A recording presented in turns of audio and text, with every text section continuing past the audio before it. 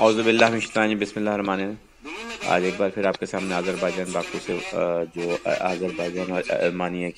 Armenia کی جو وار ہے اس کے متعلق آپ کو آگاہ کرنا چاہتا ہوں۔ جیسا کہ آپ جو یہ کلپ دیکھ رہے ہیں، اس کلپ میں جو یہاں کے آئی ایس پی آر کے جو نمائندے ہیں جو پوری جنگ کی صورتحال سے آگاہ کر رہے ہیں، اور جب انہوں نے فتح کی جو 7 ایریے جو ہیں وہ فتح کیے، اور جب اس کا اعلان کیا گیا،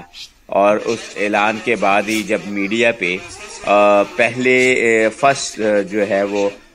خبر پڑی گئی، تو مختلف میڈیوں نے اپنے جو ہے وہ طور کے اوپر جو ہے یہ خبریں جو ہے وہ دیں، اور بہت خوشی کا اظہار کیا کہ آذربائیجان نے جو ہے وہ 30 سال کے بعد جو اپنے مغصوبہ علاقے ہیں ان کو واپسی لیا، اور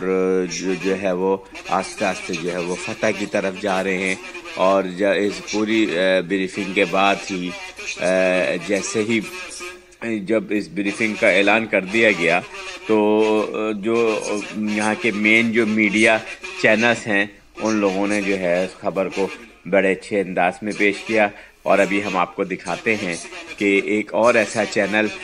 جو یہاں کا ایک مشہور چینل ہے، اس کے ایک نیوز کاسٹر نے وطن کی محبت میں جب ان کو یہ خبر دی گئی تو ان سے وہ خبر جو ہے وہ بولی نہ گئی، اور بڑی ہی جذباتی انداز میں Prezidentinin köməkçisi Prezident Administrasiyasının Xarici Siyasət Məsələləri Şöbəsinin müdiri Hikmət Hacıyev jurnalistlər üçün brifinq keçirirdi və həmin brifinqdə açıqlanıb ki, bəzi torpaqlarımız işğaldan azad olunub. Gözümüz aydın olsun. Hörmətli tamaşaçılar, hazırda aldığımız bir məlumatı da diqqətinizdə çatdıraq.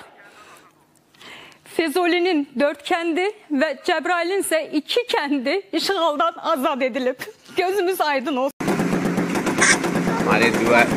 ہماری دعا ہے کہ اللہ تعالیٰ آذربائیجان کو بہت جلدی جو ہے وہ فتح